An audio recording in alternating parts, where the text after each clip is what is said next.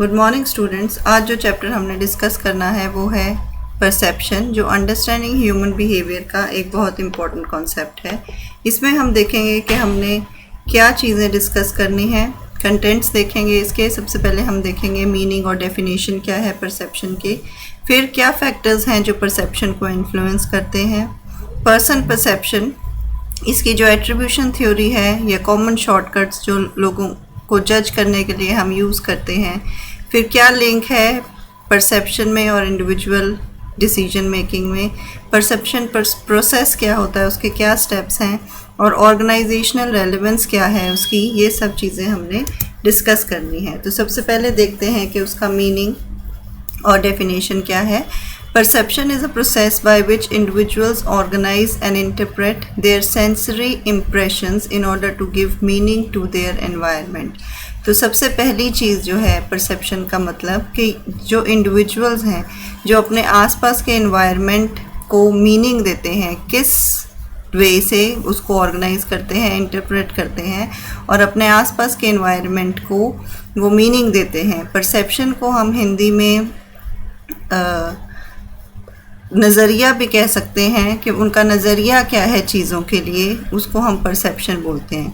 क्या परसीव करते हैं, what we perceive can be substantially different from objective reality. तो ये एक बड़ी इम्पॉर्टेंट चीज़ है कि हम किसी एनवायरनमेंट के बारे में क्या सोचते हैं वो असलियत से या वो रियलिटी से डिफरेंट हो सकती है। जैसे हम ये परसीव करते हैं कि अगर हम किसी ऑर्गेनाइजेशन में जाएंगे तो सब एम्प्लॉयज़ क्या चाहते हैं कि एक हमें ग्रेट प्लेस चाहिए काम करने के लिए, जहाँ पे फेवरेबल वर्किंग कंडीशंस होंगी, इंटरेस्टिंग जॉब असाइनमेंट्स होंगी, अच्छी पे होगी, बहुत अच्छे बेनिफिट्स होंगे, मैनेजमेंट बहुत अंडरस्टैंडिंग और रिस्पॉन्सिबल होगी। लेकिन हम लोगों को पता है कि ये सिर्फ हमारी परसेप्शन है। It is very unusual to find such agreement. इस तरह की जो सिचुएशन है, इस तरह की जो एनवायरनमेंट है, वो बहुत मुश्किल से हमको मिल सकता है। तो why is perception important in the study of human behaviour. हमें ये क्वेश्चन, जब हम ह्यूमन बिहेवियर में परसेप्शन पढ़ रहे हैं तो हमारे दिमाग में ये क्वेश्चन आएगा कि ये परसेप्शन जो है ये ह्यूमन बिहेवियर में ज़रूरी क्यों है। क्यों ज़रूरी है? Because peoples behaviour is based on their perception of what reality is and not on reality itself. इसका क्या मतलब है कि लोगों का जो बिहेवियर है वो इस चीज़ पे बेस्ड होता है कि वो रियलिटी के बारे में क्या सोचते हैं, रियलिटी के लिए उनकी परसेप्शन क्या है। इस चीज़ पे बेस नहीं करता कि असल में क्या है, असल में रियलिटी क्या है, इस चीज़ पे नहीं बेस करता। तो परसेप्शन हम इसलिए पढ़ते हैं क्योंकि हमने उनके बिहेवियर को स्टडी करना है। अब आप यहाँ पर देखो, ये जो पिक्चर्स हैं इसमें आपको परसेप्शन के बारे में पता चलता है। आपको जो फर्स्ट पिक्चर दिख रही है उसमें अगर आप ब्लैक फिगर के ऊपर कंसंट्रेट करोगे तो आपको दो लोग दिखेंगे जो एक दूसरे की तरफ फेस कर रहे हैं। लेकिन अगर आप वाइट फिगर के ऊपर कंसंट्रेट करोगे तो आपको एक पिलर टाइप कुछ नज़र आएगा। इसी तरह से अगर सेकंड पिक्चर में आप वाइट स्पेस के ऊपर करोगे तो आपको दो पर्सन नज़र आएंगे और अगर आप ब्लैक के ऊपर करोगे तो आपको एक पिलर नज़र आएगा। तो दिस इज़ परसेप्शन। आप किस तरह से चीज़ों को देख रहे हो, आप अपने एनवायरनमेंट को किस तरह से स्टडी कर रहे हो, उसको हम परसेप्शन बोलते हैं। तो कोई पर्सन वाइट के ऊपर कंसंट्रेट करेगा, कोई पर्सन ब्लैक के ऊपर कंसंट्रेट करेगा। तो जिस तरीके से आप चीज़ को देख रहे हो आपको वही चीज़ नज़र आएगी। अब इस पिक्चर में भी परसेप्शन आप देखिए। अगर आप इस पिक्चर को देखोगे तो आपको दो चीज़ें नज़र आएंगी। इसमें भी कोई पर्सन है जिसको सबसे पहले एक यंग लेडी नज़र आएगी जिसके ब्लैक कलर के बाल हैं, ऊपर उसने सिर ढका हुआ है एक स्कार्फ के साथ, उसका नोज़ है छोटा सा, आईज़ हैं और उसकी चिन नज़र आ रही है। अगर आप और ध्यान से देखेंगे किसी को इसमें एक ओल्ड लेडी नज़र आएगी। तो अगेन दिस इज़ परसेप्शन कि कौन पर्सन उस एनवायरनमेंट को किस तरह से इंटरप्रेट कर रहा है। तो दो पिक्चर्स हैं एक सिंगल पिक्चर में जिससे हमको परसेप्शन का पता चलता है। अगेन एक और पिक्चर है, देखिए इसमें आपको अगर आप ध्यान से देखेंगे तो एक रैबिट नज़र आएगा। रैबिट की आई है, इधर नोज़ है, जो येलो कलर के हैं वो उसके कान हैं। लेकिन आपको इसमें ही दूसरी पिक्चर नज़र आएगी जिसमें आपको डक नज़र आ रही है। तो आप किस तरह से चीज़ों को देख रहे हैं, पिक्चर्स को किस तरह से देख रहे हैं, उस पर डिपेंड करेगा कि आप एनवायरनमेंट को किस तरह से परसीव करते हैं, इंफॉर्मेशन या इंटरप्रेट किस तरह से करते हैं जो एनवायरनमेंट आपके सामने है। इसको हम परसेप्शन बोलते हैं। एक ये स्टोरी आप लोगों ने सबने सुनी होगी, this is called story 6 blind seeing the elephant. 6 blind लोग हैं जो एलिफेंट को देख रहे हैं, एलिफेंट को छू कर देख रहे हैं, छू कर महसूस कर रहे हैं। तो जब वो छुएंगे तो उनसे पूछा गया कि आप छू के बताइए कि ये कौन सा जानवर है। तो एक जिसने पूंछ को हाथ लगाया उसने कहा कि ये एक रस्सी है, और जिसने उसके पेट को हाथ लगाया उसने कहा कि दीवार है, जिसने उसके लेग को हाथ लगाया उसने कहा कि एक पेड़ है, पेड़ की ट्रंक है, जिसने उसके कान को हाथ लगाया उसने कहा कि एक फ़ैन जैसी चीज़ है, जिसने उसकी सूंड को हाथ लगाया उसने कहा कि टॉर्टोइज है। तो इस तरह से जो पर्सन भी जिस चीज़ को उन्होंने हाथ लगाया उन्होंने उसको उस तरीके से परसीव किया। तो ज़रूरी नहीं है कि जो आप परसीव कर रहे हो वो रियलिटी हो। तो this is your behaviour will depend upon the perception कि आप उसको किस तरह से परसीव कर रहे हो। इसलिए हम परसेप्शन पढ़ते हैं जब हम ह्यूमन बिहेवियर पढ़ते हैं। तो जो परसेप्शन है इसके फैक्टर्स क्या हैं, what are the factors that influence perception. तो इस प्रोसेस में जो पर्सन है वो इन्फॉर्मेशन चूज़ करता है खुद फ्रॉम हिज सराउंडिंग्स, और उसको ऑर्गेनाइज करता है और इंटरप्रेट करता है। तो जब वो, जैसे हमने ब्लाइंड पीपल का एग्जांपल लिया, जिस चीज़ को वो छू रहे हैं उस चीज़ को वो इंटरप्रेट करें, जो इन्फॉर्मेशन उनके पास है, जो उनका व्यू पॉइंट है, जो उनकी वैल्यूज़ है, जो उनकी फीलिंग्स हैं, उसके हिसाब से वो इंटरप्रेट करते हैं चीज़ों को। जो ये प्रोसेस ऑफ परसेप्शन है जिससे हमारे फैक्टर्स इन्फ्लुएंस होते हैं वो आपके सामने इस डायग्राम में दिया हुआ है। This is perception factors in the situation. हम 3 चीज़ें इसमें लेते हैं, factors in the situation, factors in the perceiver and factors in the target. तो जो फैक्टर्स इन द सिचुएशन है वो है कि आपका टाइम किस तरह का है, वर्क सेटिंग्स किस तरह की है, सोशल सेटिंग्स किस तरह की है। इसके बाद फैक्टर्स इन परसीवर आता है कि जो परसीवर है, जो परसीव कर रहा है सिचुएशन को, उसका एटीट्यूड कैसा है, मोटिव्स कैसे हैं, क्या इंटरेस्ट है, उसके एक्सपीरियंस क्या है, उसकी एक्सपेक्टेशंस क्या है। और टारगेट के फैक्टर्स में novelty, motion, sound, size, background, proximity, ये सारी चीज़ें आ जाती हैं।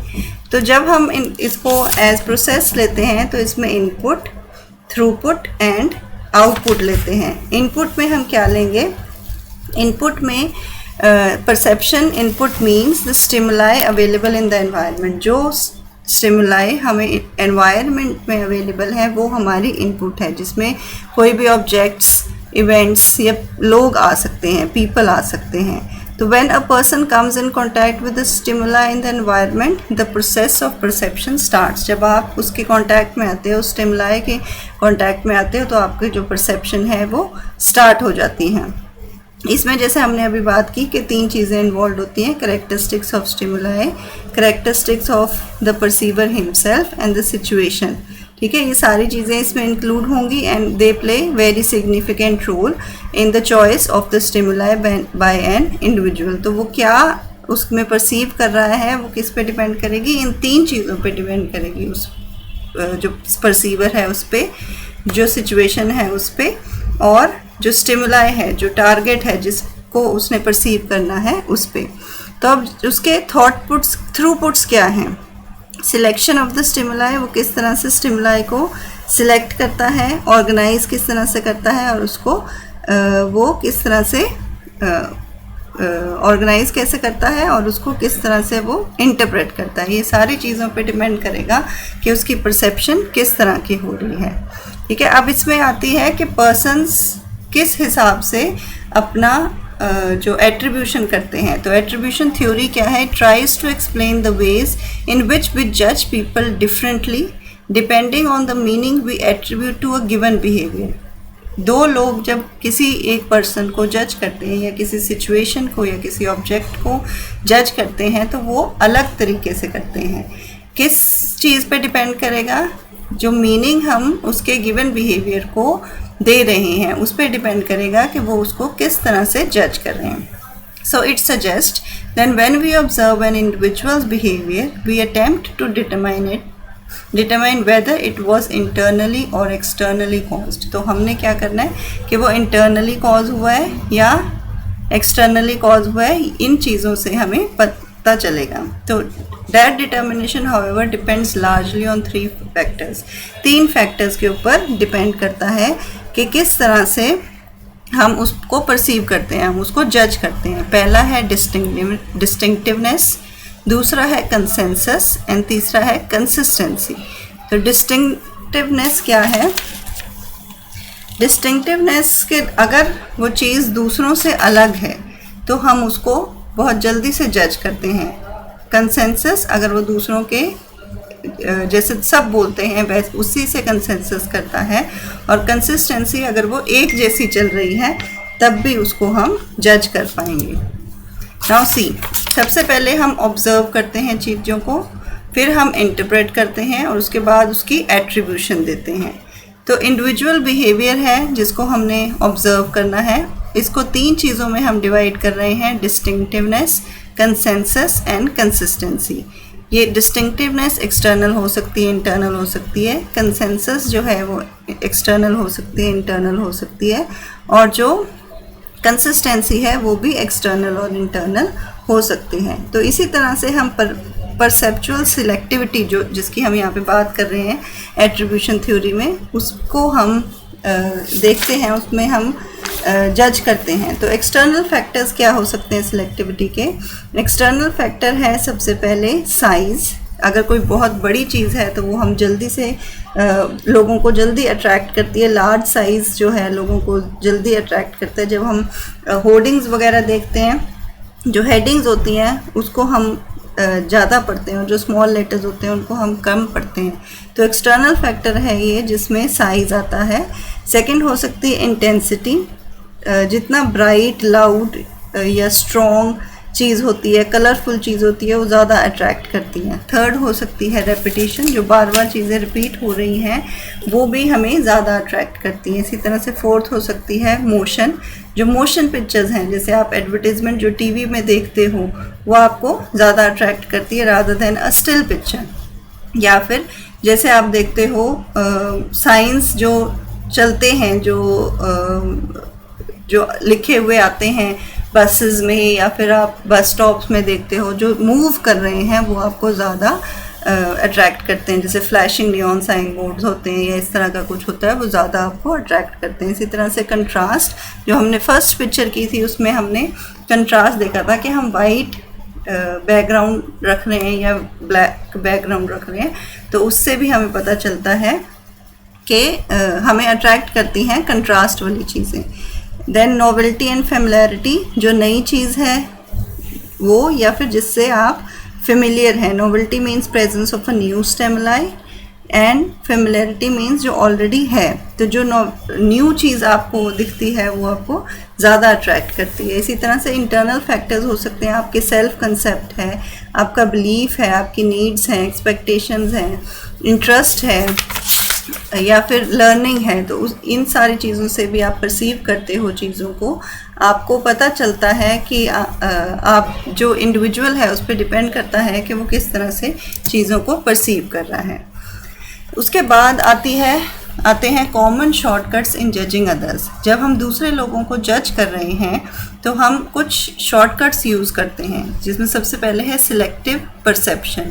This is the tendency to selectively interpret what one sees on the basis of one's interest, background, experience and attitude. जैसे मैंने अभी आपसे बात की कि जब हम किसी चीज़ को परसीव कर रहे हैं तो हमारे अपने कुछ इंटरेस्ट हैं, हमारी बैकग्राउंड है, हमारा एक्सपीरियंस है, हमारे एटीट्यूड्स हैं. तो हम किसी पर्सन को या किसी इवेंट को इंटरप्रेट उन इंटरेस्ट, बैकग्राउंड या एक्सपीरियंस, एटीट्यूड्स के बेसिस पे करते हैं. जो हमारा इंटरेस्ट है हम उसके हिसाब से ही चीज़ों को देखते हैं. जैसे आप न्यूज़पेपर पढ़ते हो तो आप पूरा न्यूज़पेपर कभी नहीं पढ़ते, जो आपके इंटरेस्ट की चीज़ें होती हैं आप उन्हीं को पढ़ते हो. ठीक है. इसी तरह से सेकेंड शॉर्टकट है hello effect. The tendency to draw a general impression about an individual on the basis of single characteristic. आपको किसी पर्सन का कोई एक कैरेक्टरिस्टिक बहुत पसंद है तो आपको ऐसा लगेगा क्योंकि उसकी हर चीज़ अच्छी है, आप उस सिंगल कैरेक्टरिस्टिक को लेके उसको जज करते हो, उसको उसका जनरल इम्प्रेशन बना लेते हो। अगर आपको कुछ उसका एक जो कैरेक्टरिस्टिक है वो बुरा लगता है तो आप उसकी हर चीज़ को बुरा मानते हो, आप उसको एक जनरल इम्प्रेशन बना लेते हो कि ये पर्सन जो है ये बुरा है। इसी तरह से थर्ड शॉर्टकट है contrast effect. Evaluation of a person's characteristic that is affected by comparison with other people recently encountered who rank higher or lower on the same characteristics. आप क्या करते हो, उस पर्सन को कंपेयर करते हो किसी दूसरे पर्सन के साथ। सपोज आपको 5 टीचर्स पढ़ा रहे हैं तो आप क्या करते हो, आप कंपेयर करते हो कि ये टीचर उस टीचर से बेटर पढ़ा रही है या ये टीचर उस टीचर से बुरा पढ़ा रही है। तो आप कंपेयर करके उसको जज करते हो, उसके टैलेंट को नहीं देखोगे, उसकी स्किल्स को नहीं देखोगे, आप कंपेयर करोगे उसको दूसरे पर्सन के साथ। उसको हम कंट्रास्ट इफेक्ट बोलते हैं। नेक्स्ट हो सकता है stereotyping. Stereotyping is judging someone on the basis of one's perception of the group to which that person belongs. तो उसमें हम क्या करते हैं, हम स्टीरियोटाइप कर देते हैं कि एक पर्टिकुलर ग्रुप है जिसमें एक तरह के लोग हैं, तो आप ये मान के चलते हो कि वो सारे लोग एक ही तरह के होंगे, सेम कैरेक्टरिस्टिक्स होगा उन लोगों के बीच में। तो इस तरह से आप उसको स्टीरियोटाइप कर लेते हो। और आप ये जो ग्रुप्स हैं ये किस बेसिस पे बने हो सकते हैं, नेशनैलिटी के बेस पे हो सकते हैं, रिलीजन के बेस पे हो सकते हैं, कास्ट के, प्रोफेशन के। तो आप क्या करते हो कि अगर इस रिलीजन का पर्सन है तो ऐसा ही होगा, या फिर अगर इस नेशनैलिटी का पर्सन है तो ऐसा ही होगा। इस तरह से आप स्टीरियोटाइप कर लेते हो उस पर्सन को। अब स्पेसिफिक एप्लीकेशंस क्या होती हैं इन शॉर्टकट्स की ऑर्गेनाइजेशन में। ऑर्गेनाइजेशन में जब एम्प्लॉयमेंट इंटरव्यू होती है तो जनरली पर्सन्स जो इंटरव्यू ले रहे हैं वो परसीव करते हैं उस पर्सन को इन शॉर्टकट्स के बेसिस पे जो हमने अभी डिस्कस किए। एम्प्लॉयमेंट इंटरव्यूज़ में, परफॉर्मेंस एक्सपेक्टेशन में या परफॉर्मेंस इवैल्यूएशन में हम स्टीरियोटाइप कर लेंगे पर्सन को, या फिर हम उसका हेलो इफेक्ट देखेंगे, या फिर हम उसका एट्रीब्यूशन देखेंगे, हम उसका फर्स्ट इम्प्रेशन देखेंगे, उसकी प्रोजेक्शन किस तरह की, उसने सबसे पहले आके अपने आप को किस तरह से प्रोजेक्ट किया। ये सारी चीज़ें हम उसकी देखते हैं for whenever he is giving interview, या उसकी परफॉर्मेंस हम किस तरह से एक्सपेक्ट कर रहे हैं, या उसकी परफॉर्मेंस इवैल्यूएशन किस तरह से कर रहे हैं। ये शॉर्टकट्स को हम यूज़ करते हैं। Now what is the link between perception and decision making. Every decision requires us to interpret and evaluate information. जब भी हमने कोई डिसीजन लेना है तो हमने इन्फॉर्मेशन को इंटरप्रेट करना है और उसको इवेल्यूएट करना है। अब इसके लिए we typically receive data from multiple sources and need to screen, process and interpret them. हम अलग अलग सोर्सेज से इंफॉर्मेशन लेते हैं, डाटा लेते हैं और उसको हम प्रोसेस करते हैं, उसको इंटरप्रेट करते हैं। कौन सा डाटा किस डिसीजन के लिए रेलेवेंट है या नहीं रेलेवेंट, ये सारी चीज़ें हमने प्रोसेस करनी होती हैं। अब ये किस तरह से प्रोसेस होती हैं, हमारी परसेप्शन की हेल्प से वो होती हैं। We also need to develop alternatives and evaluate their strengths and weaknesses.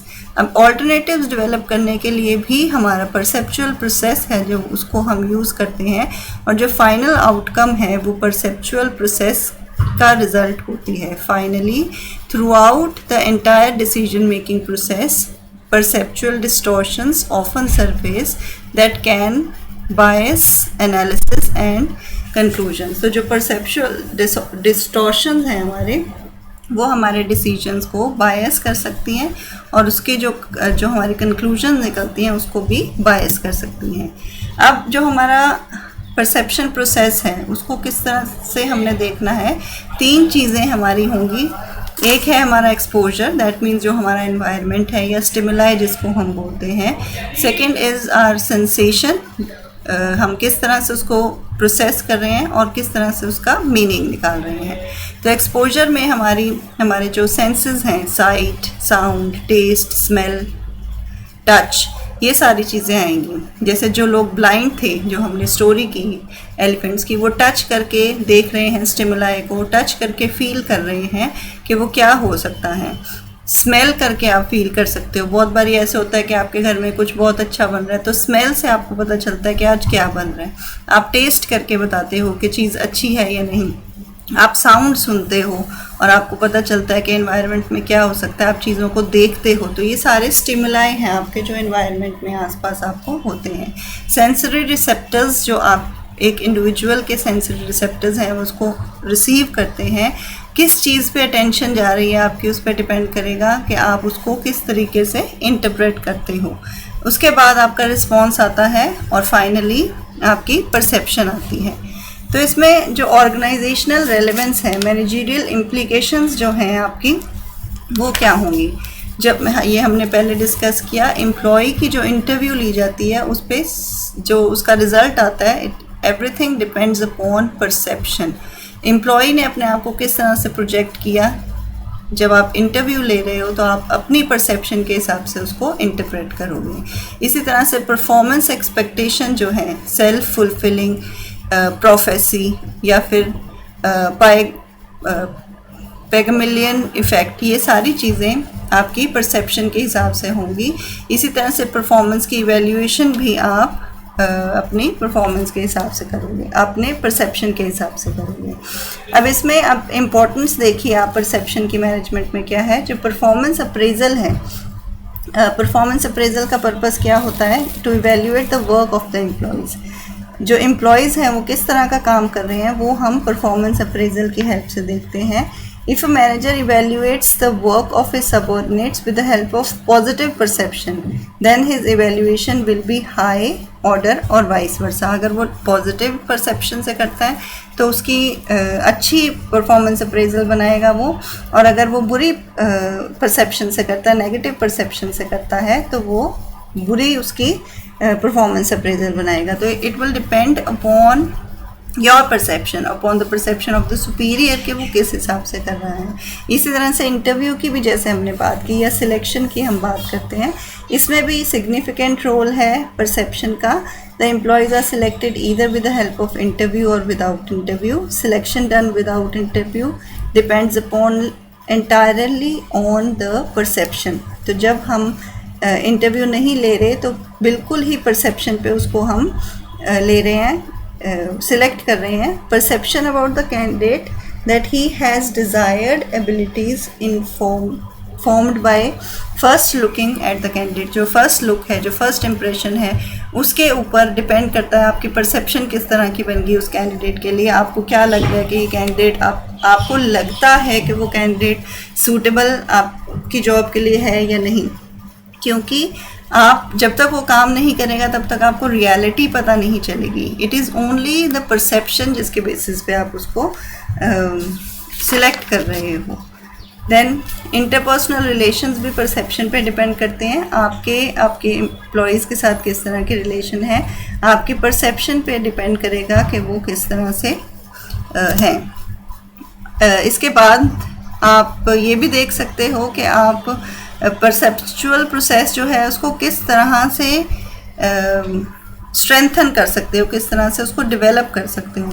Open communication होनी चाहिए, यू शुड बी एम्पैथेटिक। आपको देखना चाहिए आपके एम्प्लॉयज़ किस तरह से फील कर रहे हैं आप। Then you should avoid distortions, avoid होनी चाहिए, पर्सनल बायसेस अवॉइड होने चाहिए, और सेल्फ कंसेप्ट जो है आपका वो स्ट्रेंथन होना चाहिए।